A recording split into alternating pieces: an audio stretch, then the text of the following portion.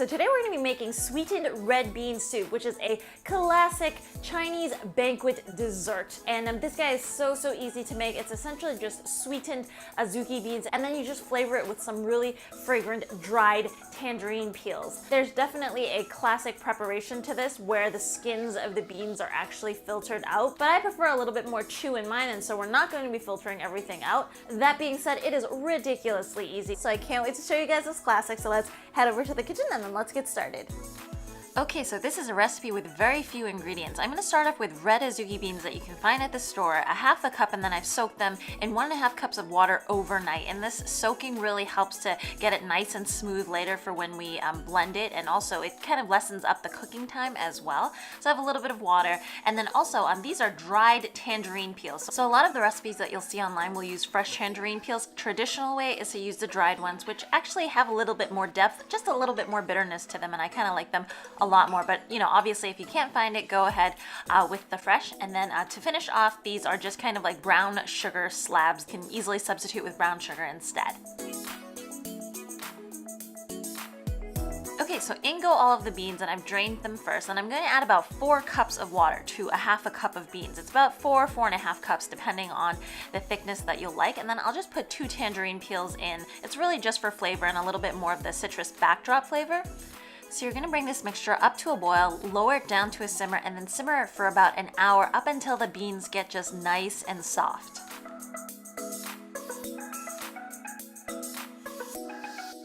So this is after about an hour. You can use your spoon to kind of test it just to make sure that the beans kind of break apart and that they can be mashed up as well.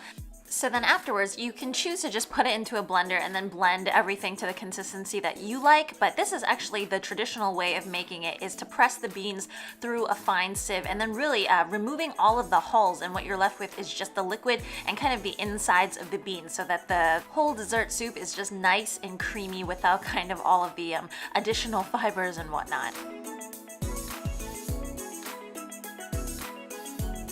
So this is what we really end up with, and that kind of bottom liquid is actually traditionally how you would have this red bean soup. But again, I like a lot of texture in mine. I mean, you can see how smooth and lovely this is, and sometimes they'll thicken it up with like a little bit of tapioca starch or a little bit of potato starch just for texture. But like I said, again, I really like my texture, and I kind of like mashed up beans as opposed to putting them in the blender, which can get them a little bit too smooth and then you don't really have that texture. So I'm just going to pour everything back in, and then I'm going to put it back onto the stove, and then we'll continue on. So right now I'm just bringing this mixture back to a boil, and you can see that by mashing it, we've kind of released some of the starches, and it really thickens up the soup that much more, and you can kind of get the viscosity that you want. But if you happen to like it even thicker, and I don't think that you will, but you can feel free to add a little bit of cornstarch or just a little bit of tapioca starch and water to this mixture.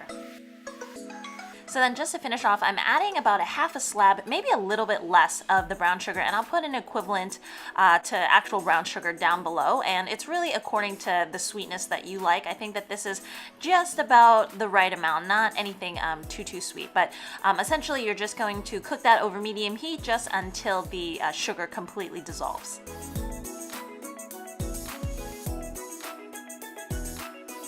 So this dessert can be served warm or cold. I actually really love it cold as well. So I'm just going to put it onto a bowl, and it really serves 2. This is a really big bowl, so I'm just going to fill it up because it kind of looks better that way. And you guys can see how amazing and rich and lovely this is. I mean, there's no thickener in here other than for the beans, and it's just like creamy and smooth, and you still get the texture of the beans and just a really gentle aroma of the tangerines in the background. Anyways guys, I hope you enjoyed this red bean dessert soup special. It's definitely been in every banquet that I've ever gone to. As usual, if you want to see more recipes like this, remember to hit that like and subscribe button, and I will see you guys again next time. Bye!